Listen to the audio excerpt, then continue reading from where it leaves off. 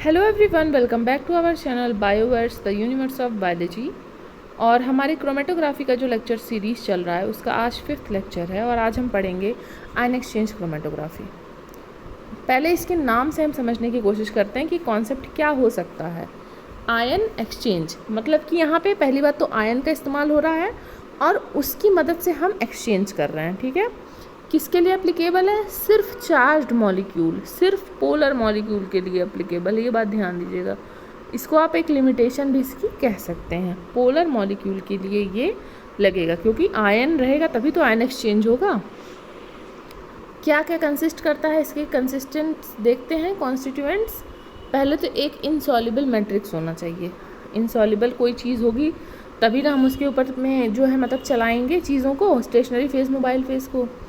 एक ion exchanger होना चाहिए। आयन एक्सचेंजर से क्या मतलब है ये हम अभी समझेंगे। और एक इल्यूटिंग बफर होना चाहिए। इल्यूटिंग बफर का कॉन्सेप्ट मैंने पहले बता दिया है कि मतलब ये समझ लीजिए आपका मोबाइल फेज़ है। ठीक है, ये मोबाइल फेज़ हो गया। इल्यूटिंग बफर जो है ये मतलब जो फाइनल हमारे वो हैं आयंस जो रहेंगे उन्हें बाहर निकाल देगा, सारे आयंस को बाहर निकाल देगा। ठीक है, अब चलिए। सॉल्यूट्स एंटरिंग द कॉलम में बी पॉजिटिव, नेगेटिव और न्यूट्रल। ठीक है, पहले आप ये देखने की कोशिश करिए। ये है आपका एक तरीके से, ये आपका समझ लीजिए एक कॉलम हो गया। ठीक है, एक कॉलम हो गया। अब यहाँ पे आपने चार्ज अटैच कर दिया, यहाँ पे आपने नेगेटिव चार्ज अटैच किया, मतलब नेगेटिव आयंस आपने अटैच कर दिया।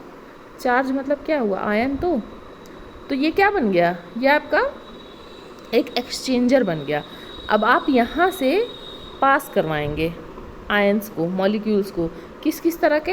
पॉजिटिव भी पास करवा सकते हैं, नेगेटिव भी पास करवा सकते हैं, न्यूट्रल भी पास करवा सकते हैं। जब इसे पास कराएंगे तो यहाँ पे अलग अलग चीज़ें होंगी। जैसे जो पॉजिटिव है वो नेगेटिव में क्या होगा? बाइंड हो जाएगा। ठीक है, और नेगेटिव है, नेगेटिव में बाइंड नहीं होगा, रिपेल करेगा, इसलिए फट से बाहर आ जाएगा।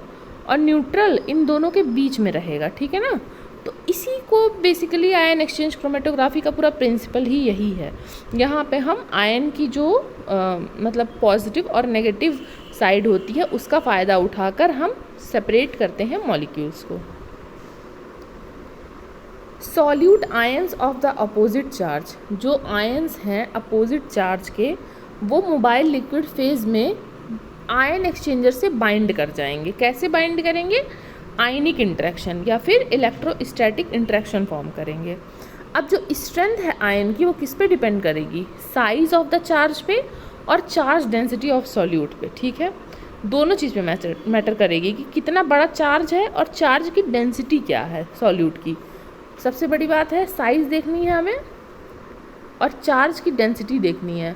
मतलब अगर एक बड़ा सा नेगेटिव मॉलिक्यूल है या एक छोटा ही मॉलिक्यूल है लेकिन इस पर डबल नेगेटिव है, ठीक है, तो ये हो गई हमारी साइज़ और ये हो गई हमारी चार्ज डेंसिटी। चार्ज जितना ज़्यादा रहेगा इंटरेक्शन की स्ट्रेंथ उतनी ज़्यादा रहेगी। ये हम किसकी बात कर रहे हैं? जब ऑपोजिट आयंस हैं। ठीक है, मतलब पॉजिटिव नेगेटिव है या नेगेटिव पॉजिटिव है। न्यूट्रल सॉल्यूट का क्या होगा? लिटिल या नो एफिनिटी, मतलब बाइंडिंग नहीं होगी, धीरे धीरे यहाँ पे आएगा। अब जो सॉल्यूट यहाँ पे मतलब आपके बाइंड हो जाएंगे, ठीक है, जो सॉल्यूट बाइंड हो जाएंगे उन्हें आपको फाइनली रिलीज भी तो करवाना है। तो वो कैसे करवाएंगे आप? Eluting the column with a buffer of increased ionic strength. यहाँ पे देखिए आपका ये कॉन्सेप्ट बहुत क्लियर होना चाहिए, पीएच का और आइसोइलेक्ट्रिक पॉइंट का। ये बहुत इंपॉर्टेंट है। ठीक है, देखते हैं कैसे इंपॉर्टेंट है। आयन एक्सचेंजर जो होता है वो किससे बना होता है? इनसॉल्युबल मैट्रिक्स से। इनसॉल्युबल मैट्रिक्स जो घुले नहीं, ठीक है, या फिर chemically bonded groups with in on the surface of the matrix. या तो केमिकली बाइंड करिए या तो इनसॉल्युबल मैट्रिक्स का बनाइए। अब जो आपका आयन एक्सचेंजर होता है वो दो तरह का हो सकता है। एक हो सकता है केटायन एक्सचेंजर, एक होता है एनायन एक्सचेंजर। हमें पता है केटायन मतलब पॉजिटिव आयंस और एनायन मतलब नेगेटिव आयंस। ठीक है, तो कैटायन एक्सचेंजर को ही हम एसिडिक आयन एक्सचेंजर कहते हैं, मतलब कि पॉजिटिव आयन को सेपरेट करेगा। ये बात ध्यान रखिएगा, अगर कोई कैटायन एक्सचेंजर है मतलब वो पॉजिटिव आयन को ट्रांसफ़र करेगा, सेपरेट करेगा, और एन आयनिक एक्सचेंजर है तो नेगेटिव आयन को सेपरेट करेगा। ठीक है, ये बात ध्यान रखिएगा कि कौन से एक्सचेंजर में कौन सा मॉलिक्यूल सेपरेट होता है। अब जब आपका जो सेपरेशन वाला मॉलिक्यूल है वो पॉजिटिव है, तो जो मैट्रिक्स का चार्ज रहेगा वो क्या होगा, नेगेटिव हो जाएगा। ठीक है, थोड़ा सा इसमें ट्रिक है। केटायन एक्सचेंजर का जो मैट्रिक्स है वो नेगेटिव है, और केटायन एक्सचेंजर सेपरेट किसको करता है, पॉजिटिव को। तो आप इसको आसान करने के लिए बस इतनी बात याद रखिएगा कि केटायन केटायन को सेपरेट करेगा, एनायन एनायन को सेपरेट करेगा। ठीक है, केटायन केटायन को सेपरेट करेगा, एनायन एनायन को सेपरेट करेगा।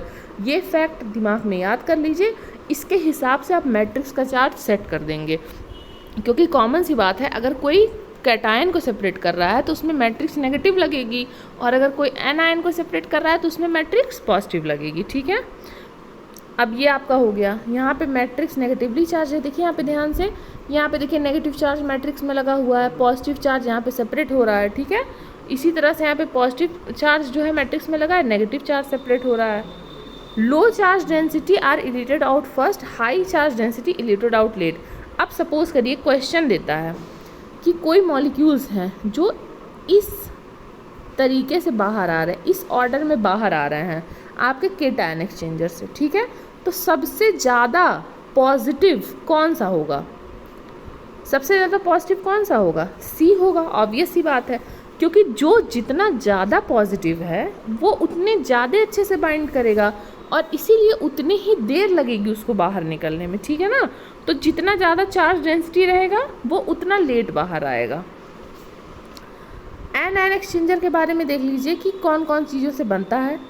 DEAE सेलुलोज, ये वीकली बेसिक होता है। ठीक है, QAE सेफोडक्स और Q सेफोरोइज, ये स्ट्रांगली बेसिक होता है।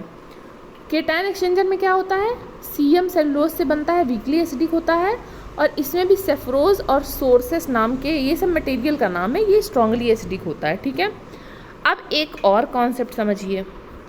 अगर जैसे बफर है, अब इल्यूशन बफर का कॉन्सेप्ट हमने देखा था ना, तो इल्यूशन बफर का बहुत मैटर करता है। अब बफर का pH कितना है और PI कितनी है, ये बहुत मैटर करता है। ठीक है ना, अब देखिए इल्यूशन बफर का हमें क्या पता चलेगा, हमें इल्यूशन बफर का PI पता चल जाएगा कि जो आप इल्यूशन बफर डाल रहे हैं उसका PI समझ लीजिए 5 है। ठीक है, उसका PI 5 है, तो जो आपका pH है वो अगर उसके बराबर होगा तो ये क्या हो जाएगा, न्यूट्रल हो जाएगा। अगर जो आपका एनायन है उसका जो चार्ज है वो भी उतना ही है, तो ये क्या हो जाएगा, बराबर हो जाएगा, तो धीरे आएगा, मतलब बॉन्डिंग नहीं हो पाएगी। और अगर pH कम होगा PI से तो उस पर पॉजिटिव चार्ज रहेगा, और अगर pH ज़्यादा होगा PI से तो हमेशा नेगेटिव चार्ज होगा। ये बात ध्यान रखिएगा कि pH अगर छोटा है तो केटायन, और pH अगर बड़ा है तो एनायन। ठीक है, ये इम्पॉर्टेंट कॉन्सेप्ट था, ये बायोकेमिस्ट्री में आपने पढ़ा होगा। अब देखिए, ये ग्राफ से हम समझने की कोशिश करते हैं कि अगर इस तरह का क्वेश्चन आ जाता है कभी कभी, ठीक है, तो दिखा रहा है कि सबसे पहले A निकला है, फिर B निकला है, फिर C निकला है। ठीक है, तो क्या बताना है, फर्स्ट एलिमेंट जो है लीस्ट एफिनिटी, मतलब A की यहाँ पे क्या है, सबसे लीस्ट एफिनिटी है।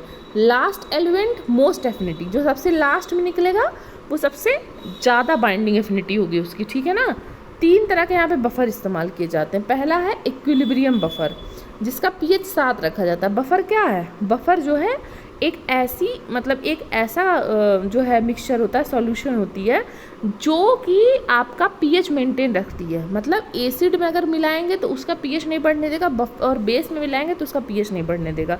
ये अब इसका pH फ्लक्चुएट नहीं होता है, इसका pH एक बराबर रहता है। ठीक है, तो इसमें solute least attracted to the solute eluted. ठीक है, फिर वॉश बफर क्या होता है, लेसर अट्रैक्टेड सॉल्यूट इल्यूटेड, मतलब जो सॉल्यूट रहेगा वो इल्यूट हो जाएगा, और इसमें सारे सॉल्यूट इल्यूट हो जाएंगे। अब ये कैसे, अब ये बहुत इंटरेस्टिंग टॉपिक है। अब सपोज करिए ये है आपका कोई भी एक्सचेंजर ले लीजिए, minus minus minus minus minus minus minus minus. ठीक है, अब ध्यान से समझिएगा, यहाँ पे कोई मॉलिक्यूल है A जिस पे है 1 पॉजिटिव चार्ज, ठीक है, B 2 पॉजिटिव चार्ज। ठीक है, लेकिन चार्ज कभी भी जो होता है वो उस पर किस पे डिपेंड करता है, चार्ज हमेशा रिलेटिव है। जैसे मान लीजिए 1 पॉजिटिव चार्ज है तो ये एसिडिक है ना, इसको इस रिस्पॉन्स में समझिए, एसिडिक है और ये इससे भी ज़्यादा एसिडिक है। अब बताइए अगर आप इनसे भी ज़्यादा एसिडिक कोई चीज़ ले आएँ, मतलब कि जो उसका पीएच है, जो आप बफर डाल रहे हैं उसका पीएच ऐसा हो, अब जैसे मान लीजिए इसका, ये वाले का पीआई हमारा 7 था और इस वाले का पीआई हमारा 6 था, ठीक है, तभी ना ये मतलब ये जो है इसका पीआई 7 था, इसका 6 था। अब बफर जो डाल रहे हैं उसकी पीआई 2 है, तो आप बताइए ये सारे नेगेटिव नहीं हो जाएंगे? पीएच हमारा पीआई से ज़्यादा हो गया, पीएच हमारा पीआई से ज़्यादा हो गया, तो ये क्या बन जाएंगे? एनायन बन जाएंगे, तुरंत चार्ज नेगेटिव हो जाएगा और जैसे ही इनका चार्ज नेगेटिव हो ये तुरंत बाहर निकल जाएंगे। तो ये वाला बफर सबसे लास्ट में इस्तेमाल किया जाता है, जिससे कि हमारा जो जितने सॉल्यूट अटैच हैं वो भी सब नीचे चले जाएं। इसीलिए लिखा है पीएच एक्सट्रीमली लो या हाई कर देंगे आप तो जो है वो सॉल्यूट जो फंसा है वो एकदम नीचे चला आएगा, ठीक है। तो ये हो गया आपका आयन एक्सचेंजर का क्रोमेटोग्राफी का कॉन्सेप्ट। क्वेश्चन भी मैं लगवाऊंगी, लेकिन वो मैं आखिरी में लगवाऊंगी जब हम सारे टाइप ऑफ क्लासिफिकेशन आपको बता देंगे। और अगर आपको क्वेश्चन चाहिए तो कमेंट करके मुझे बताइएगा, ठीक है। और ये जो मैंने पीएच और पीआई का कॉन्सेप्ट बताया, अगर आपको इसको और जानना है तो बस कमेंट आप करिए पीएच पीआई, और मैं आपके लिए पूरा एक लेक्चर 20 मिनट का बना दूंगी पीएच और पीआई पे। आपका कभी कोई क्वेश्चन नहीं गलत होने वाला पीएच पीआई पे उसके बाद, ठीक है। तब तक के लिए पढ़ते रहिए, बढ़ते रहिए। Thank you. Keep learning, keep growing.